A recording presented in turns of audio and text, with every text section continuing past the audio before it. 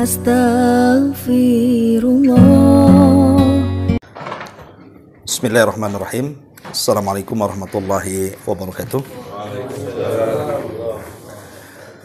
Bihamdillahi wassalatu wassalamu ala rasulillah wa ala alihi wa sahbihi wa mawalah wa la hawla wa la quwata illa billahi wa ba'du.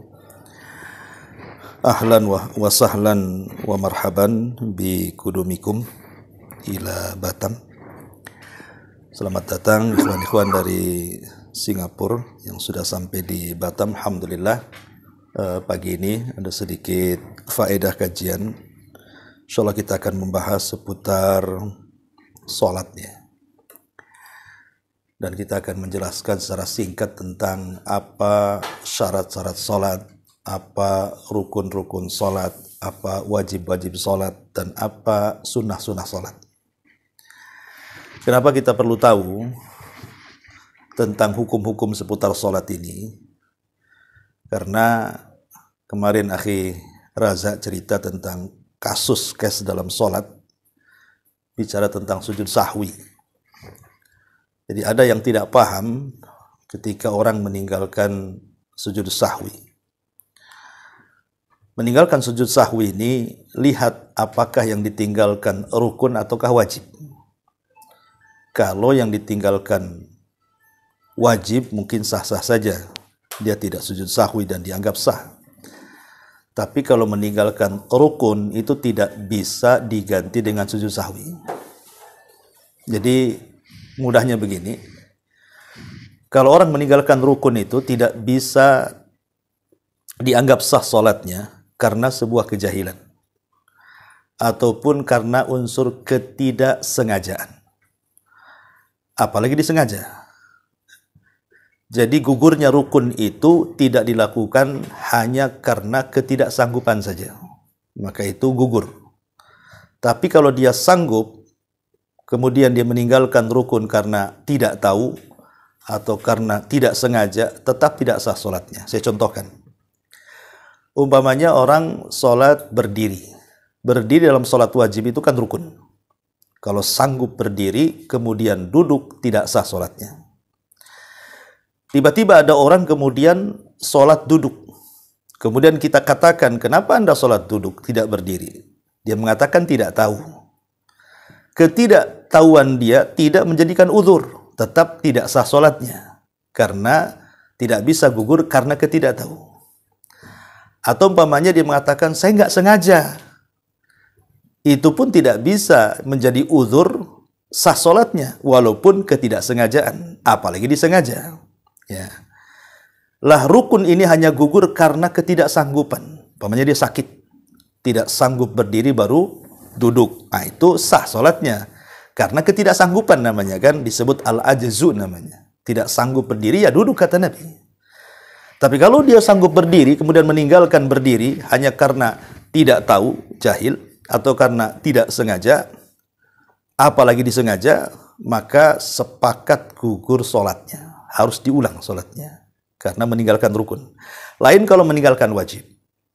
Contoh namanya tasyahud awal, itu wajib hukumnya.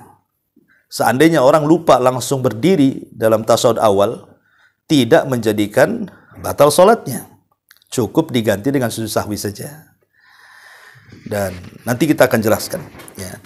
Baik, masyarul muslimin, ikhwatu fillah yang dimuliakan Allah Subhanahu wa taala, kita mulai tentang apa itu rukun salat. Rukun salat itu ada 14. Rukun salat itu ada 14.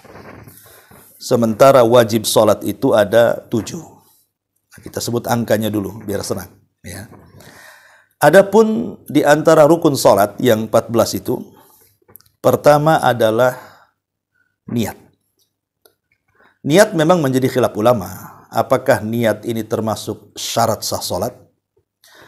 Ataukah dia termasuk rukun sholat? Ada yang memasukkan dia syarat, ada yang memasukkan dia rukun. Apa bedanya rukun dengan syarat? Rukun dengan syarat itu bedanya hanya di dalam sama di luar saja. Kalau syarat di luar, kalau rukun di dalam. Ya, tapi definisinya sama. Bisa membatalkan ibadah. Contoh wudhu. Wudhu kan di luar sholat tuh. Ya tidak mungkin lagi sholat wudhu kan gitu ya. Wudu dulu baru sholat, berarti posisi wudu di luar sholat. Makanya wudu dimasukkan syarat sah sholat, karena dia di luar posisinya. Ya. Lain dengan takbiratul ihram. Takbiratul ihram kan sudah memulai sholat tuh, berarti masuk dalam sholat kan? Berarti dia rukun. Jadi beda rukun dengan syarat itu hanya satunya di luar, satunya di dalam, gitu saja. Lah niat ini menjadi khilaf ulama memang. Apakah dia termasuk syarat ataukah termasuk rukun? Ada yang mengatakan syarat, ada yang mengatakan rukun. Ini yang pertama. Tapi yang jelas bahwa niat dalam sholat itu tidak perlu dilafadkan. Ya, jadi niat itu amalan hati, ya cukup dalam hati saja. Ini yang pertama, singkat-singkat saja. Yang kedua, takbiratul ihram. Takbiratul ihram itu ucapan takbir. Allahu Akbar, itu disebut takbiratul ihram. Bukan ngangkat tangan. Jadi kalau kita ke takbiratul ihram kan kita angkat tangan nih. Nah, angkat tangan ini bukan takbiratul ihram. Walaupun kita diam saja begini, kita katakan Allahu Akbar, berarti dia sudah takbiratul ihram tuh. Makanya kita lihat kalau ada orang sholat kadang-kadang di Mekah itu kan, dia gini saja kan, sah-sah saja. Kenapa? Karena mengangkat tangan itu sunnah hukumnya. Yang rukun itu ucapan kita Allahu Akbar. Nah, itu yang rukun. Maka tidak boleh kemudian orang yang sedang masbuk, umpamanya kita ini posisinya masbuk. Imam sudah tasyahud. Langsung kita ikut tasyahud, tidak boleh, tidak sah salatnya. Tapi takbiratul ihram dulu. Allahu Akbar dulu baru ikut tasyahud, gitu maksudnya. Sebab dia belum memulai salat. Rasul mengatakan bahwa permulaan salat itu takbir dan pengakhirannya salam. Nah, kalau orang lagi masbuk langsung tasyahud gitu ya, itu tidak sholat namanya.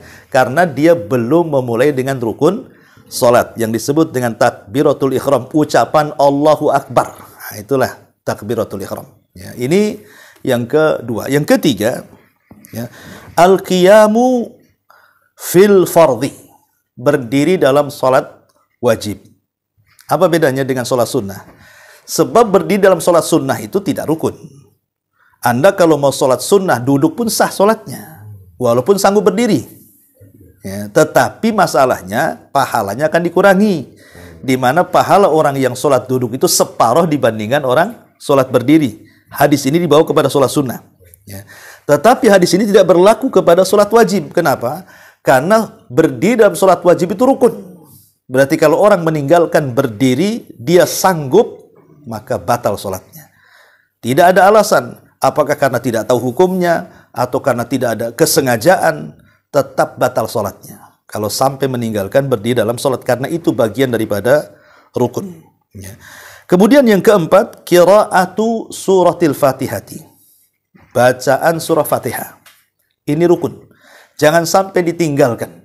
Apakah kita sholat di rumah sendiri, ataukah sholat di masjid, sholat di mana saja, Fatihah tidak bisa dihilangkan. Yang jadi khilaf ulama, orang tidak baca Fatihah itu ketika bermakmum kepada imam yang dikeraskan saja. Itu menjadi khilaf ulama memang. Apakah kemudian makmum mencukupkan Fatihahnya imam, ataukah makmum juga membaca Fatihah? Dalam mazhab Syafi'i tetap baca Fatihah, walaupun bermakmum kepada imam yang dikeraskan. Tapi dalam mazhab yang lain mengatakan tidak, karena qiraatul imam itu sudah mewakili qiraatul makmum. Tetapi bagaimanapun Fatihah itu berdasarkan sabda Nabi SAW, la salata illa bi fatihatil kitab, karena tidak ada salat kecuali dengan membaca Fatihah. Dari sini menunjukkan bahwa Fatihah itu rukun. Makanya saya nasihatkan haruslah betul-betul mempelajari bacaan surah Al-Fatihah. Salah saja pengucapan batal. Contoh umpamanya, kita baca ihdinas siratal mustaqim, kan gitu. Kita baca ahdinas siratal mustaqim. Harusnya di kasrah, kita fathah pula tuh. Harusnya ihdinas siratal, kita katakan ahdinas siratal. Itu kan beda artinya. Kalau ihdina, ya Allah berikan hidayah. Kalau ahdina, ya Allah berikan hadiah. Kan beda tuh. Yang satu hidayah, yang satu hadiah pula. Ya. Jadi kalau bacaan Fatihahnya sampai salah, batal sholatnya. Karena kita bicara rukun. Lain kalau kita baca surat, salah. Nggak batal sholatnya. Karena surat itu dibaca sunnah saja hukumnya. Nggak dibaca pun seandainya sholat itu Fatihah semua. Rakaat pertama Fatihah, nggak baca surat. Rakaat kedua Fatihah, nggak baca surat. Rakaat ketiga Fatihah, nggak baca surat. Sah sholatnya. Kenapa? Karena dia tidak meninggalkan rukun. Kalau meninggalkan sunnah sah-sah saja. Cuman pahalanya kurang gitu saja. Ya, ini juga yang harus dipahami yang nomor 4. Yang nomor 5 rukun. Ya. Ruku ini juga bagian daripada rukun. Dan ingat, ada 2 tempat yang harus diperhatikan dalam sholat itu. Dari semua gerakan ya. Pertama ruku, yang kedua sujud. Ya, 2 gerakan ini tolong perhatikan, ruku dan sujud. Kenapa 2 gerakan ini dari semua gerakan sholat ya? Yang betul-betul harus diperhatikan itu 2 tempat, ruku dan sujud.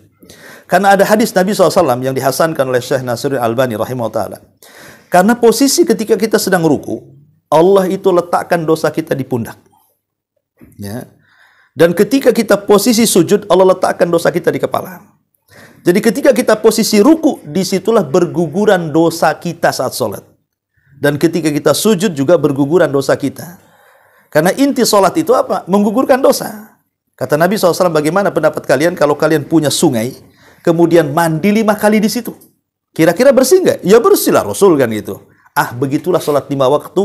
Kalau kita lakukan maka bersih dosa kalian. Kapan bersihnya dosa ketika sholat itu? Ketika posisi ruku dan ketika posisi sujud. Disitulah dosa kita ini rontok, bahasanya berjatuhan dari badan kita. Makanya kenapa Nabi SAW itu memperpanjang ruku dan sujudnya. Bahkan kalau dalam sholat tarawih itu dijelaskan oleh Aisyah radhiyallahu anha, rukunya panjangnya sama dengan berdirinya dan sujudnya panjangnya sama dengan rukunya. Karena memang posisi disitulah dosa-dosa kita diampuni itu. Maka kenapa Nabi SAW sampai mengatakan ada orang yang sholat 60 tahun tapi tidak pernah diangkat ke langit kan? Kemudian ditanya, kok bisa orang sholat 60 tahun tapi tidak pernah diangkat-angkat ke langit? Kemudian Rasul mengatakan, karena dia menyempurnakan ruku tapi tidak menyempurnakan sujud, atau dia menyempurnakan sujud tapi tidak menyempurnakan ruku. Artinya dua-duanya harus sempurna. Jadi ketika ruku terus betul-betul lurus. Yang kalau kita taruh wadah sesuatu di sini itu, dia tidak akan jatuh saking lurusnya. Begitu juga dalam posisi sujud. Maka lamakanlah dalam 2 posisi ini. Lah, ruku itu bagian daripada rukun, tidak boleh ditinggalkan. Ini yang kelima. Kemudian yang keenam, al-qiyam minar ruku. Berdiri setelah ruku.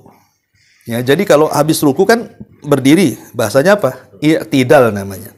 Berdiri itu. Ada orang yang habis ruku berdiri sebentar langsung sujud kan? Ini tidak bisa. Ya, dia harus lurus betul-betul. Kalau dia masih membungkuk, tiba-tiba langsung sujud, tidak sah salatnya. Kenapa? Dia meninggalkan rukun. Apa itu berdiri setelah ruku? Jadi habis ruku berdiri dia harus tegak lurus dulu, kasih waktu nafas kan itu ya, kasih jeda dulu, baru kemudian sujud. Karena itu bagian daripada rukun. Ya, ini yang ke-6. Yang ke-7 sujud. Nah, ini saya katakan tadi sujud bagian daripada rukun. Tetapi yang ingin saya jelaskan sujud ini. Sujud ini tidak sah kalau tidak menempel 7 anggota sujud. Ya, ingat ya, 7 anggota sujud itu 2 telapak kaki, 2 lutut, 2 tangan, kemudian dahi dan hidung. Ya.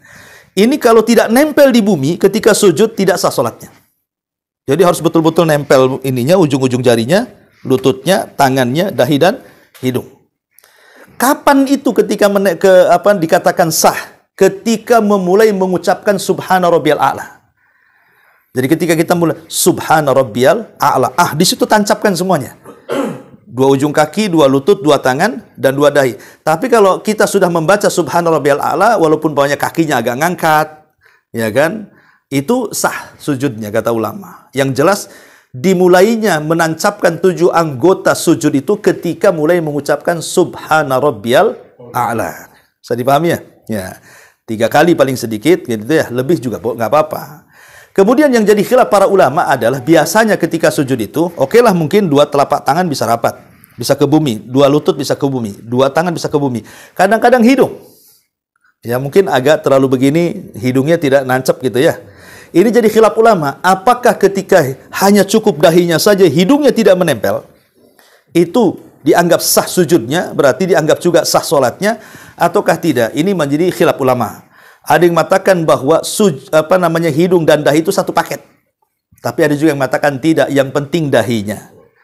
Kalaupun hidungnya seandainya tidak menempel pun sah-sah saja. Nah, tapi ini ranah khilaf ulama. Tapi yang jelas kalau bisa sih kita sempurnakanlah dahi dengan hidung itu betul-betul menancap ketika membaca subhana rabbiyal a'la. Ya, ini yang keberapa tuh? Yang yang ketujuh. Kemudian yang kedelapan, al-julus baina sajdataini. Duduk di antara dua sujud. Duduk di antara dua sujud. Itu juga rukun tuh. Berarti ketika habis sujud kemudian duduk, disitulah pentingnya kita berdoa. Karena di situ doa minta ampun kan, Rabbighfirli, paling pendek, kemudian baca 3 kali kemudian sujud lagi. Ini yang ke-8. Yang ke-9, ini yang paling penting, tuma'ninah fi al-jami. Tuma'ninah dalam semua gerakan sholat. Ini rukun. Karena kita lihat, mungkin Anda pernah melihat satu YouTube di Indonesia itu salat taraweh tercepat di dunia kan. Ya, 5 menit dengan 23 rakaat. Toto dolin, nggak tahu juga kapan itu, alhamdulillahnya kan. Toto dolinnya aja yang keras ya. Kemudian baru ruku, udah Allahu Akbar, Allahu Akbar. Itu kalau orang tua yang salat kayak gitu, itu pulang sakit pinggang tuh. Ya. Tapi kalau anak muda ya sakit pinggang juga lah kalau kecepatan kan gitu. Padahal tumakninah dalam salat itu rukun. Ya. Artinya tidak sah salatnya kayak gitu tuh. Sebab bagaimana, apa sih makna tumakninah? Tumakninah itu sampai seluruh persendian kembali ke tempatnya masing-masing. Ya, jadi kalau umpamanya berdiri ya sampai betul-betul tegak. Nah, itu namanya tumakninah gitu ya. Ketika ruku sampai betul-betul lurus. Ya, itu tumakninah artinya. Artinya tumakninah ini identik dengan ketenangan dalam sholat. Tenang, sempurna, itulah tumakninah. Dan itu bagian daripada rukun sholat. Kemudian juga yang ke-10, al-julus litasyahudil akhir. Duduk untuk tasyahud akhir. Ini juga bagian daripada rukun sholat. Kemudian at-tasyahudul akhir, tasyahudnya juga rukun. Duduk beda, tasyahud beda. Ya, kalau duduk ya duduknya. Kalau tasyahud itu kebacaannya. Ya, itu dua-duanya rukun tuh. Ya. Kemudian yang nomor 12, sholawat atas Nabi. Kalau pada tasyahud awal, kan ulama berselisih pendapat, apakah bacaan tasyahud itu disamakan antara tasyahud awal dengan tasyahud akhir? Kan itu ya. Ataukah hanya tasyahud awal itu sebatas kalimat syahadat saja? Pemain at-tahiyatu lillahi wassalawatu wattayyibat sampai kepada asyhadu alla ilaha illallah wa asyhadu anna muhammadar rasulullah, langsung berdiri. Ataukah dihabiskan? Dihabiskan sampai innaka hamidum majid. Berarti bacaan tasyahud awal dengan tasyahud akhir sama. Ya. Wallahu a'lam, ini menjadi ranah khilaf para ulama. Ya, kalau saya lihat fatwanya Syekh Shalih Fauzan hafizahullah ta'ala, dia mengatakan sampai syahadat saja.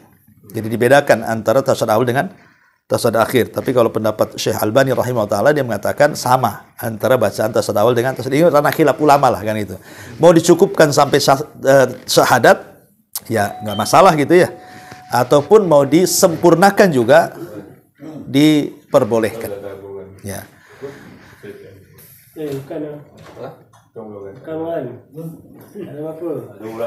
Oke. Lanjut. Iya. Taib. Jadi kembali bahwa sholawat pada tasawuf awal itu tidak rukun. Yang rukun itu sholawat pada tasawuf akhir. Jadi tasawuf akhir ini bacaannya harus lengkap tuh. Baca tahiyat, baca syahadat, baca sholawat. Kan? At-tahiyatulillah, kemudian asyhadu alla ilaha, kemudian Allahumma sholli ala Muhammad, dan seterusnya. Itu 3 poin ini nggak boleh tidak dibaca. Tahiyat, syahadat, sholawat. Adapun meminta perlindungan dari 4 perkara ini sunnah hukumnya, nanti kita jelaskan. Ya, itu yang paling rukun dalam bacaan tasahud akhir. Ini yang ke-12. Yang ke-13 at-taslim, salam. Salam itu artinya dengan mengucapkan assalamualaikum warahmatullahi. Ya, ini ucapan assalamualaikum warahmatullahi itu namanya salam. Adapun tengok-tengok ini hukumnya sunnah. Jadi walaupun tidak tengok-tengok tidak masalah. Ya, tapi kan sayang nggak diamalkan kan. Ya, jadi tetap kalimat assalamualaikum warahmatullahnya itu yang penting. Ya, adapun tengok ke kiri ke kanan itu lain lagi hukumnya. Itu jangan ditinggalkan. Ya. Kemudian yang terakhir tartib. Ya, tartib itu ya harus sesuai dengan sholatnya Nabi. Jangan sholat dimulai dari ruku dulu, atau dimulai dari duduk dulu, dimulai dari sujud, nggak boleh. Ya sudah ada tertibnya. Dari takbiratul ihram, iftitah, Fatihah, surat, ruku, itu namanya tartib itu namanya. Ini 14 perkara ini ulama mengatakan rukun. Saya ulang, rukun ini penting. tidak bisa digugurkan karena lupa. Satu. Kenapa tak berdiri? Lupa saya, batal sholatnya. Ya. Dua, tidak bisa digugurkan karena jahil. Kenapa tadi tidak berdiri? Oh, saya tidak tahu hukumnya, batal sholatnya. Ya. Tiga, apalagi ditinggalkan secara sengaja, makin lagi batal sholatnya. Jadi gugurnya rukun hanya satu, ketika tidak mampu. Ya, ketika tidak mampu sakit, tidak mampu berdiri, ya sudah. Duduk, nggak mampu duduk, berbaring. Nggak mampu berbaring, kuburkan saja dan mati dia. Ya. Ini yang pertama. Yang kedua, ini bicara rukun sholat. Kita masuk pada wajib sholat. Ya. Wajib ini, dia tidak membatalkan sholat kalau ditinggalkan. Tetapi membatalkan sholat kalau ditinggalkan dengan sengaja. Ingat ya. Jadi wajib ini baru dikatakan batal kalau ditinggalkan karena sengaja. Tapi kalau ditinggalkan karena unsur ketidaksengajaan, entah lupa, ya, maka ini tidak membatalkan sholat. Tetapi dia boleh ditutup atau disempurnakan dengan sujud sahwi. Ingat ya, yang menyempurnakan sholat itu 3. Yang menyempurnakan sholat. Setiap sholat kita ini pasti ada kekurangan. Tidak ada satupun manusia yang sempurna sholatnya 100%. Pasti ada kekurangan. Entah melamun, entah kurang tumak nina, entah banyak pikiran gitu kan. Mestilah dalam sholat itu, entah gerakan, entah bacaan. Tidak ada orang sholat sempurna. Pasti ada kekurangan. Tetapi kekurangan ini bisa kita sempurnakan dengan 3 perkara. Satu, dengan sholat sunnah. Rawatib. Disebut dengan qobliyah dan ba'diyah. Ya. 2, dengan istighfar setelah sholat. Ada wirid istighfar setelah sholat. Pokoknya kalau udah Assalamualaikum warahmatullahi wabarakatuh, Assalamualaikum, langsung astagfirullah, astagfirullah, astagfirullah. Lah istighfar 3 kali setelah sholat atau masuk dalam wirid sholat, itulah penyempurna sholat. Kenapa setelah sholat langsung istighfar coba? Kenapa nggak zikir yang lainnya? Kok disuruh istighfar? Karena sholat kita ini pasti ada kekurangan. Maka karena ada kekurangan, kita istighfar kepada Allah. Jangan, minimalnya kalaupun kita sedang tergesa-gesa, jangan tinggalkan istighfar setelah sholat. Karena itu yang menyempurnakan sholat. Kemudian yang ketiga, sujud sahwi. Inilah sujud sahwi, inilah yang menyempurnakan sholat. Ketika kita menambah, ketika kita mengurangi, ketika kita ragu-ragu, inilah sujud sahwi yang menyempurnakannya. Lah, sujud sahwi ini berlaku pada 2 tempat. Pertama, meninggalkan rukun. Yang kedua, meninggalkan wajib. Tapi bedanya, kalau meninggalkan rukun, dia harus mendatangkan rukun yang ditinggalkannya, baru kemudian sujud sahwi. Kalau wajib, tidak perlu mendatangkan kewajiban yang ditinggalkannya, cukup sujud sahwi. Yang mana itu? Yang rukun. Rukun dengan wajib. Masalah sujud sahwi. Bukan balun-balun. Sujud sahwi. Iya. Jadi sujud sahwi di antara rukun dan wajib ini, kalau wajib ditinggalkan, tidak perlu mendatangkan yang ditinggalkannya. Cukup sujud sahwi. Tapi kalau rukun, wajib mendatangkan yang ditinggalkannya, kemudian sujud sahwi. Saya contohkan biar mudah. Ya. Orang meninggalkan tasawuf awal. Kan sering tuh. Lupa kita kan tasawuf awal ditinggalkan itu. Tahu-tahu langsung berdiri. Berarti yang ditinggalkan apa? Wajib. Tasawuf awal itu wajib. Tasawuf akhir rukun. Itulah bedanya. Tasawuf awal wajib. Kalau orang meninggalkan tasawuf awal, tidak perlu didatangkan lagi. Cukup nanti di akhir sebelum salam langsung sujud sahwi. Itu sudah menggantikan tasawuf awal yang ditinggalkan. Paham ya? Nah, tapi kalau dia meninggalkan rukun, contoh sujud. Sujud cuma 1 kali, padahal 2 kali sujud itu kan? Berarti kan dia meninggalkan rukun kan? Kan tadi saya katakan di antara rukun, sujud, ruku kan itu. Sujud pun 2 kali gitu. Dia cuma 1 kali. Langsung berdiri. Padahal belum duduk di antara 2 sujud. Belum sujud. Berarti kan meninggalkan 2 rukun tuh. Maka harus didatangkan dengan 1 rakaat sempurna. Tambah 1 rakaat. Kalau ingat dalam sholat, kalau dah habis sholat? Ya, diulang. Diulang sholat semua sekali? Apanya? Kalau ingat dalam sholat? Tidak, diulang yang ditinggalkan itu saja. Pamannya habis salam nih. Assalamualaikum. Tadi kurang 1 kan? Tambah 1 rakaat. Jadi meninggalkan 1 rukun itu gantinya 1 rakaat. kemudian setelah salam, kemudian dia sebelum salam sujud sahwi baru salam. Paham ya? Jadi kalau meninggalkan rukun dia harus mengganti. Setelah diganti baru sujud sahwi. Tapi kalau meninggalkan wajib tidak perlu diganti. Langsung sujud sahwi saja. Oke, sampai di sini? Siap. Nah, Kalau meninggalkan wajib tak boleh sujud sahwi pun boleh juga. kalau meninggalkan wajib, satu, kalau unsurnya sengaja, batal sholatnya. Sengaja ditinggalkan, batal sholatnya.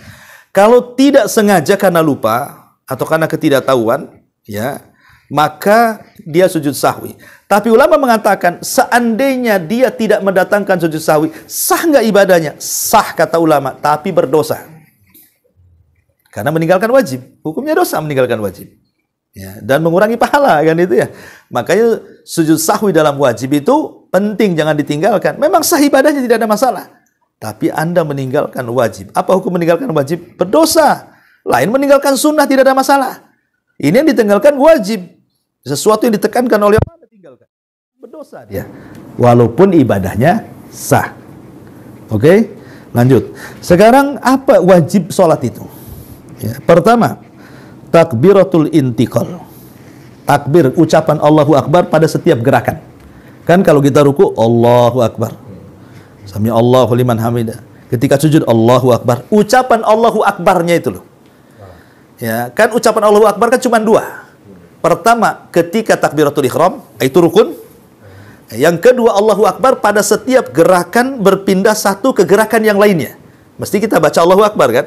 Lah, takbiratul ihram, kalimat Allahu Akbar di takbiratul ihram, rukun.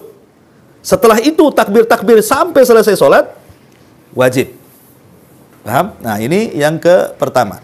Yang kedua, tasmi. Ucapan sami Allahu liman hamidah. Rukunya rukun. Tapi ucapannya sami Allahu liman hamidah wajib. Jadi kalau orang meninggalkan sami Allahu liman hamidah, langsung pemilih ruku langsung berdiri nih. Lupa tidak mengucapkan sami Allahu liman hamidah, langsung berdiri, sujud sahwi. Kenapa? Karena meninggalkan wajib. Nah, gitu ya. Ini yang kedua. Yang ketiga, at-tahmid. Ucapan Rabbana walakal ham setelah bangkit dari ruku. Tetapi ada yang mengatakan ini wajib bagi imam, wajib bagi makmum, dan wajib bagi orang yang sholat sendiri. Wajib bagi imam, wajib bagi makmum, dan wajib bagi orang yang sholat sendiri. Ucapan Rabbana walakal ham. Kemudian juga yang keempat, at-tasbih bir ruku. Subhana rabbiyal azim. Ya, jadi rukunya rukun, tapi bacaan doa dalam ruku itu wajib. Ya. Kemudian ucapan tasbih dalam sujud, Subhana rabbiyal a'la. Sujudnya rukun, tapi bacaannya wajib. Nah, gitu ya. Kemudian juga yang nomor 6, ucapan Rabbighfirli di antara duduk dua sujud. Duduknya rukun, bacaan Rabbighfirlinya wajib. Ya. Dan yang terakhir tasahud awal. Tasahud awal dan duduk di tasahud awal itu adalah wajib. Bukan, maksudnya hukumnya. Ya, baik bacaan tasahudnya ataukah duduknya, dua-duanya wajib. Nah, ini namanya wajib sholat nih. Ya, saya ulangi, takbir intiqal. Yang kedua, ucapan sami Allahu liman hamidah. Kemudian yang ketiga, ucapan Rabbana walakal ham. Kemudian yang keempat, ucapan Subhana rabbiyal azim. Kemudian yang kelima, ucapan Subhana rabbiyal a'la. Dan yang terakhir, yang nomor 6, ucapan Rabbighfirli. Dan yang terakhir nomor 7, doa tasyahud dan juga sujud duduk di tasyahud awal. Nah, ini namanya kewajiban sholat. 7 perkara ini termasuk wajib sholat. Ya, kalau ditinggalkan secara sengaja, batal sholatnya. Kalau ditinggalkan tidak sengaja, lakukan sujud sahwi. Gitu saja. Ya, kalau bicara tentang wajib sholat. Adapun sunnah-sunnah sholat terbagi dua. Ada sunnah ucapan, ada sunnah perbuatan dalam sholat itu. Ya. Adapun sunnah ucapan, baca iftitah. Baca iftitah ketika habis takbiratul ihram kan ada iftitah tuh. Ya. Macam-macam lah itu doa bentuk-bentuknya yang diajarkan Nabi. Ada Allahumma ba'id baini, ya kan? Ada subhanakallahumma, macam-macam. Nah, itu kalaupun tidak dibaca tidak ada masalah. Pamannya langsung baca Fatihah pamannya kan? Sah salatnya. Kenapa? Karena iftitah sunnah. Ya, ini yang pertama. Yang kedua, ta'awudz dan basmalah. Ucapan a'udzubillahi minasyaitonirrajim, bismillahirrahmanirrahim, kemudian membaca bacaan. Nah, ini ucapan a'udzubillahi minasyaitonirrajim di permulaan salat, kemudian basmalah, itu sunnah. Walaupun tidak dibaca tidak ada masalah. Ya, tetapi sebaiknya jangan ditinggalkan walaupun sunnah. Ini yang kedua. Yang ketiga, ucapan amin. Imam mengatakan ghairil maghdubi alaihim waladhdallin. Kita diam saja. Sah salatnya. Cuman rugi kan? Karena amin itulah kalimat yang membuat orang Yahudi sakit hati. Dan kalimat amin ini kalau bertepatan dengan aminnya malaikat, dosa-dosa kita diampuni. Kan gitu ya. Nah, ucapan amin termasuk sunnah. Kemudian yang keempat, baca surat setelah Fatihah. Kalaupun tidak baca surat tidak ada masalah. Yang penting Fatihahnya jangan ditinggalkan. Ya, umpamanya saya nggak hafal satu surat pun nggak ada hukumnya, itu sunnah saja. Kalaupun ditinggalkan tetap sah sholatnya, tapi sebaiknya dibaca. Kemudian juga yang nomor 5, al-jahru bil qira'ah fi subhi wal awwalina minal maghribi wal isya wal jum'ati wal idaini wal istisqa wal kusyuf wal ikhfati fi ghairiha. Mengeraskan suara itu sunnah saja. Mengeraskan suara, umpamanya kita sholat maghrib, ya kita baca aja Bismillahirrahmanirrahim. Sah sholatnya, nggak masalah. Kalau mau dikeraskan pun ada masalah. Pada sholat-sholat yang dikeraskan, maksudnya seperti maghrib, isya, subuh kan dikeraskan. Tapi kalau kita tidak mau dikeraskan sholat sendirian, was-was gitu aja dengar sendiri kan, sah sholatnya. Kenapa? Karena mengeraskan hukumnya sunnah. Nah gitu. Kemudian juga yang nomor 6, ucapan Rabbana walakal hamdan katsiran thayyiban mubarakan fi. Itu tambahan. Karena ada umpamanya habis ruku kan, Sami Allahu liman hamidah. Rabbana walakal ham ini wajib. Tapi tambahannya hamdan katsiran thayyiban mubarakan fi mil as-samawati wa mil al-ar wa mil ma syi'ta min syai'in ba'd. Ini semua tambahan-tambahan ini sunnah hukumnya. Ya, tapi dibaca dapat pahala. Kemudian melebihkan zikir dalam ruku, dalam sujud. Kan minimal 3. Ya, minimal kan 3 subhana rabbiyal azim, subhana rabbiyal a'la. Itu minimal 3. Kalau kita mau nambah 10 kali, tidak ada masalah. Itu sunnah saja. Pemanya kan imamnya rukunya panjang. Sayang kita diam aja melamun nanti. Udah baca 3 kali masih lama juga imam. Tambah lagi. Imam sujudnya lama, kita udah selesai 3 kali baca. Tambah lagi. Itu menambah bacaan zikir itu di dalam ruku dan sujud termasuk sunnah. Ya. Kemudian yang nomor 8, doa di tasyahud akhir setelah membaca sholawat. Di situ ada 2 doa. Pertama, doa meminta perlindungan dari 4 perkara. Ya, Allahumma inni a'udzubika min adzabi jahannam wa min adzabil qabri wa min fitnatil mahya wal mamat wa min syarri fitnatil masihi dajjal. Ini sunnah. Kemudian setelah itu kita bisa berdoa dengan apapun yang kita mau. Kita bisa berdoa dengan Rabbana atina fid dunya hasanah wa fil akhirati hasanah wa qina adzabannar. Atau Rasulullah SAW biasanya berdoa sebelum salam, Allahumma inni a'udzubika minal ma'tham wal maghrab. Itu yang biasa yang dibaca Rasul. Ya Allah, saya meminta perlindungan dari kamu dari perbuatan dosa dan hutang. Ya. Kemudian salah satu istri Rasul bertanya, Rasul, apakah kau punya hutang? Katanya kan. Kenapa asih itu yang dibacakan gitu? Kata Rasul, tidak. Karena biasanya kata Rasul, kalau orang sudah berhutang, pasti dia dusta. Kalau sudah berdusta, pasti dia khianat. Kata Rasul gitu kan. Karena orang berhutang kan suka begitu. Ditagi-tagi nanti berdusta dia. Habis berdusta khianat, kapan besok? Besok tak ada orangnya. Itu khianat janji namanya. Itu yang ditakutkan Rasul, karena kata Rasul, apabila orang sudah berhutang pasti kadzab, pasti dia berdusta. Kalau sudah berdusta pasti akhlak, pasti dia akan mengingkari janji.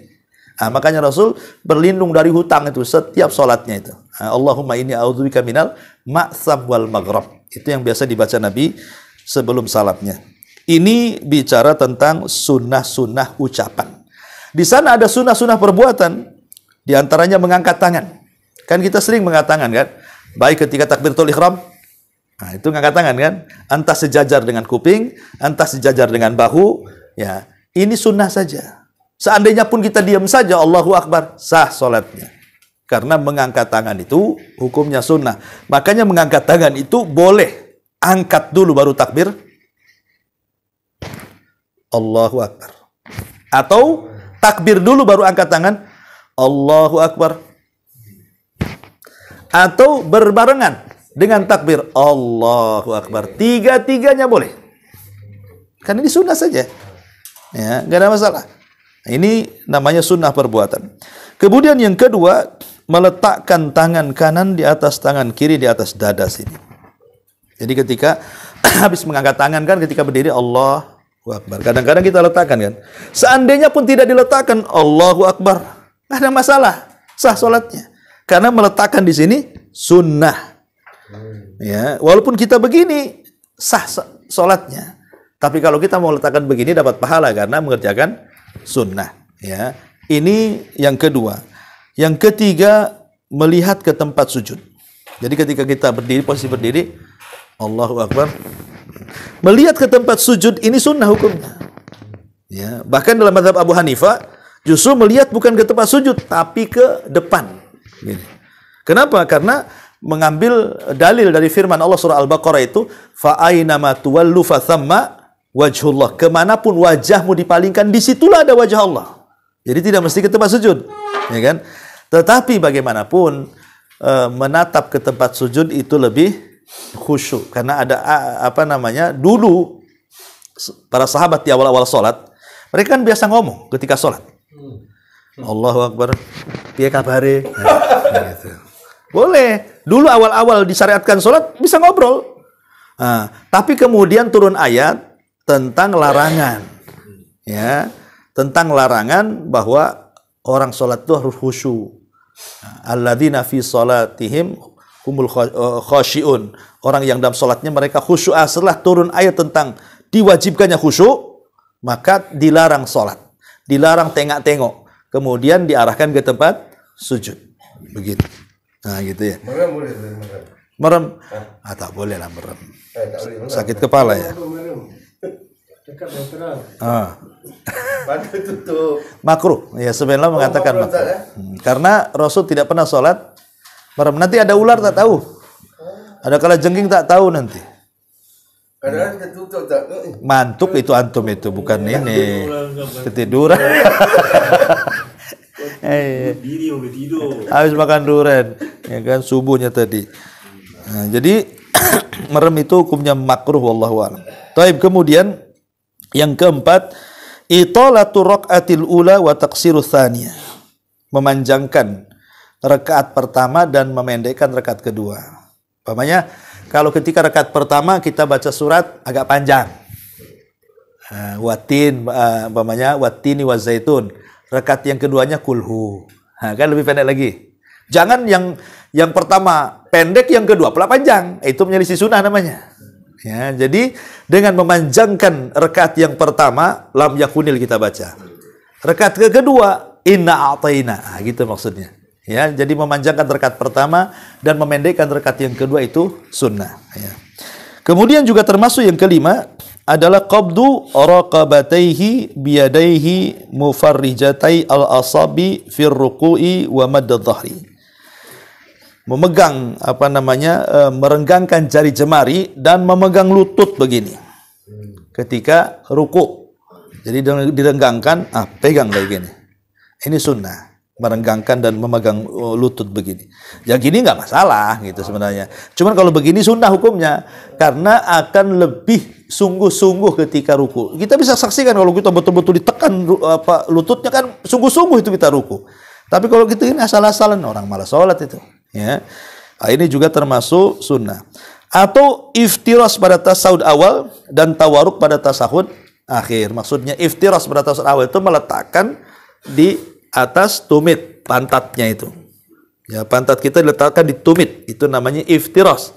Tapi kalau melabuhkan pantat di lantai itu namanya tawaruk. Lah iftiras dengan di tasawuf awal, tawaruk di tasawuf akhir itu hukumnya sunnah. Andai pun tasawuf awal dengan tasawuf akhir tawaruk, atau andai pun tasawuf awal dengan akhir itu iftiras, ya sah sholatnya, nggak apa-apa gitu ya. Tapi kalau kita mau menggunakan dua cara dalam sholat yang dua tasyahud, kan ada sholat yang satu tasyahud saja. Ya, kita kan berbicara sholat yang memiliki dua tasyahud maksudnya. Maka iftiras di tasyahud awal, tawaruk di tasyahud tsani yang kedua. Nah, gitu. Tapi kalau yang punya tasyahud awal, nah ini khilaf ulama. Mazhab Ahmad dan Syafi'i kalau tidak salah, maka cukup iftiras saja. Tapi mazhab Syafi'i tawaruk sama dengan tasyahud akhir. Ini itu masalah khilaf lah. Kemudian juga yang yang ke-7, wad'ul yadaini ala fakhidaini fit tasyahud. Meletakkan dua tangan di paha begini ketika tasyahud, ini sunnah saja hukumnya. Ya. Ya, seandainya pun nggak begini, ya nggak masalah kan itu. Seandainya atau begini ya nggak apa-apa. Tapi kalau kita taruh di sini, sunnah hukumnya, gitu ya. Dan yang terakhir di sini disebutkan mujafatu dhira'aihi an jambaihi wa batnihi an fakhidaihi fi sujud. Merenggangkan sikut ketika sujud. Gitu maksudnya. Ini direnggangkan, dijauhkan dari lambung. Nah, sampai-sampai disebutkan anak kambing bisa masuk ke sini. Nah, itu sunnah hukumnya. Sunnah saja, itu sunnah perbuatan. Andai kata pun begini karena sholatnya rapat kita, kan susah kita kalau sholat jamaah rapat begini ya habislah kepala orang kan itu. Nah, kalaupun begini ya sah-sah saja karena ini bagian daripada sunnah. Nah, inilah yang disebut dengan sunnah fi'liyah dalam sholat. Nah, di situ sudah jelas ada rukun, ada wajib, ada sunnah. Kalau kita mengerjakan 3 perkara ini, atau yang keempat syaratnya, syarat-syarat syarat sholat belum ya.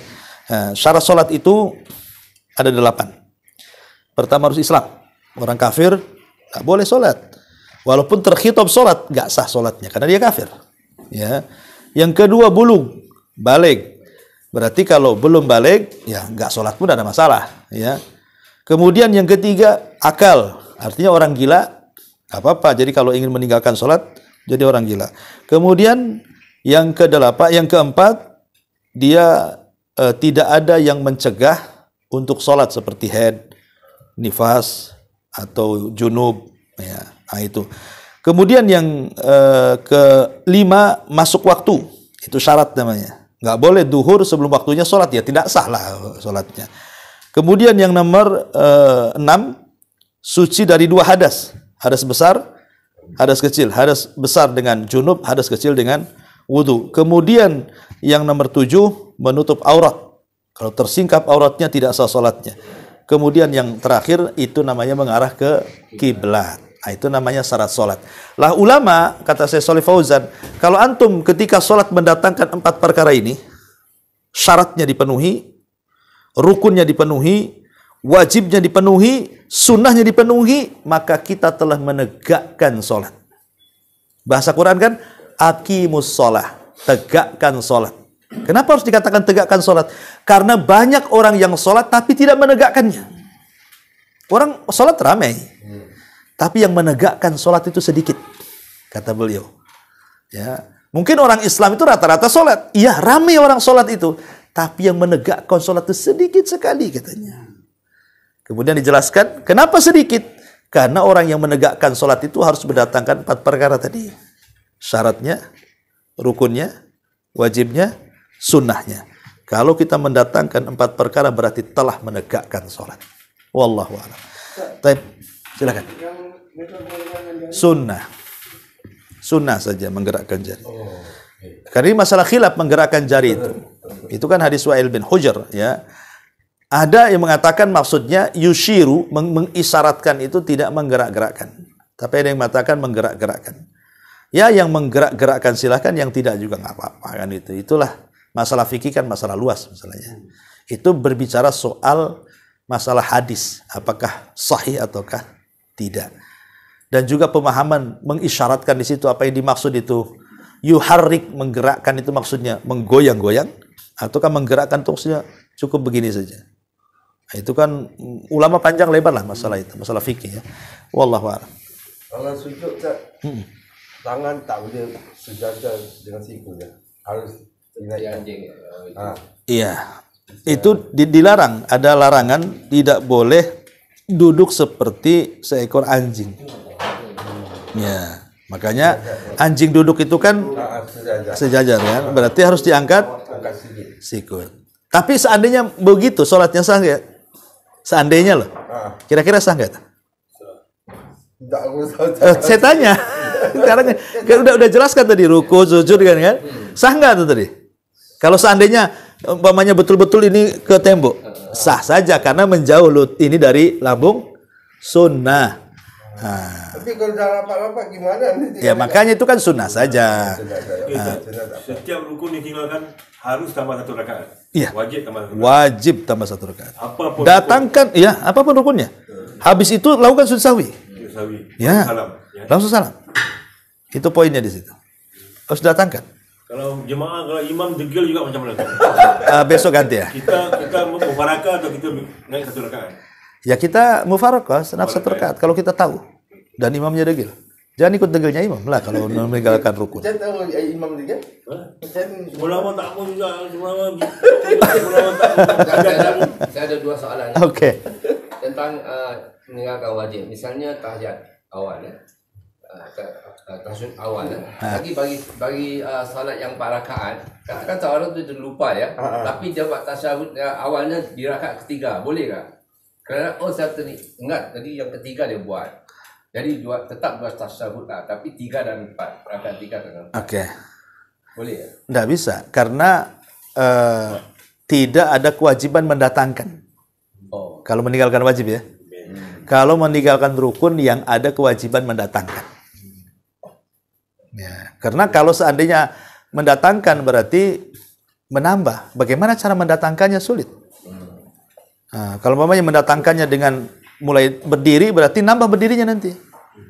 Akan banyak gerakan-gerakan tambahan. Sementara menambah dalam sholat tuh kalau dengan unsur kesengajaan tidak sah. Kalau tidak ada unsur kesengajaan baru kemudian sujud sahwi setelah salam. Kalau mengurang sebelum salam. Kalau menambah sujud sahwinya setelah salam. Nah, itu yang harus dipahami. Wallah. Ya. Saya pernah lihat bagi salat fardu ada orang yang dia upaya berdiri. Oke. Dia berdiri sebentar saja. Waktu dia berdiri kemudian dia duduk terus saja sampai ke salam. Saya pernah nampak orang buat itu di masjid. Saya kira dia boleh terus berdiri juga, tapi yang mungkin dia ada masalah. Jadi setakat dia boleh berdiri untuk takbiratul ihram, lepas tu dia duduk terus. Iya. Memang wajib. Itu dia yang tahu lah. Enggak, itu dia kan maksudnya kan ngambil rukun berdirinya kan. Habis itu karena ketidaksanggupan duduk. Kan kita berusaha berdiri dulu. Enggak boleh kita ini sholat langsung duduk kalau kita bisa berdiri. Kalau sholat wajib ya maksudnya. Umpamanya saya punya asam urat nih, punya gout nih. Kalau kita sanggup berdiri. Kan itu rukun. Walaupun sebentar. Ya, walaupun sebentar kalau sanggup. Ya. Pokoknya harus didatangkan dulu rukun itu caranya. Kecuali sama sekali nggak sanggup. Nah, baru gugur. Itu maksudnya. Mungkin ya. Wallahu a'lam. Iya. Tapi kalau sholat sunnah tak payah langsung duduk aja nggak apa-apa. Kalau sholat sunnah taraweh punya asam urat. Nah, ambillah ini kursi. Langsung sah-sah saja walaupun bisa berdiri ya. Cuman pahalanya dikurangi gitu saja. Itu. Oke. Nanti belum. Tadi Fatihah tadi. Oke. Wajib. Baca Fatihah rukun. Oke. Tadi salah barisnya. Kan? Gimana? Salah barisnya Ya, patutlah. yang bawah dibaca atas dulu. Kan? Oh, ihdina sama ahdina tadi. Oke. Kemudian kalau salah panjang pendeknya? Ya sama. Kalau salah panjang pendeknya itu kalau dia merubah makna, ya bisa tidak sah sholatnya kalau sampai merubah makna ya. Ya karena memanjangkan terkadang beda makna. Contohnya Allahu Akbar dengan Allahu Akbar itu beda. Kalau kita panjangkan alifnya, nanti maknanya begini. Apakah Allah Maha Besar?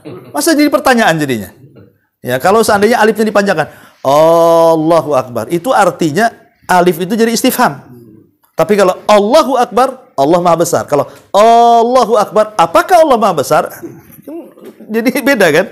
Nah, itu makanya pentingnya minimal kalau ingin belajar tajwid, tahsin apa itu, perbaiki di Fatihah itu.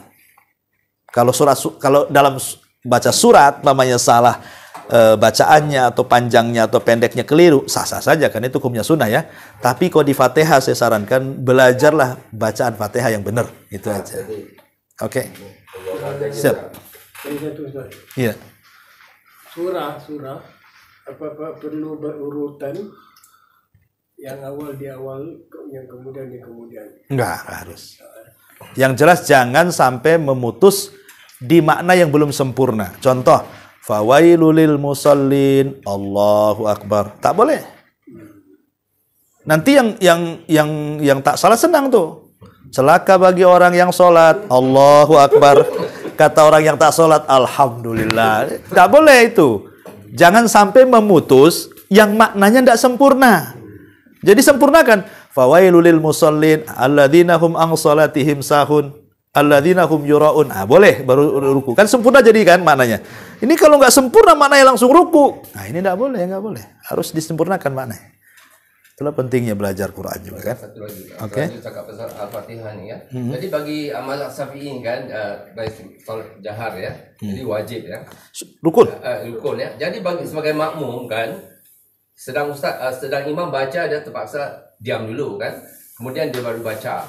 Tapi Ustaz sebut tadi kalau baca Al-Fatihah sebaiknya bacanya sempurna kan. Jadi bacaan sempurna, masa yang diberi itu mungkin pertama pendek. Lepas tu imamnya sudah membaca surah. Pertama, jadi tak sempat orang nak baca sempurna. Satu. Yang kedua, sedang kita baca, imam pun baca surah. Kan bacaan Oke. tangan gitu. Jadi dua perkara ni. Enggak, kalau dalam mazhab Syafi'i, kalau mazhab yang lain, kalau imam dijaharkan sih kita diam saja.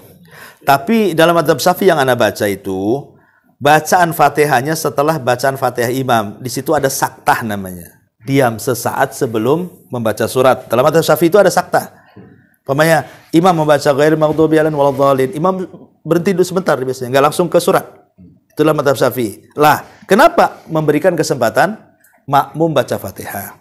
Ataupun kalau tidak ada saktah, maka makmum baca Fatihah ketika imam baca surat. Karena dia sedang membaca yang sunnah. Kita yang rukun gantian.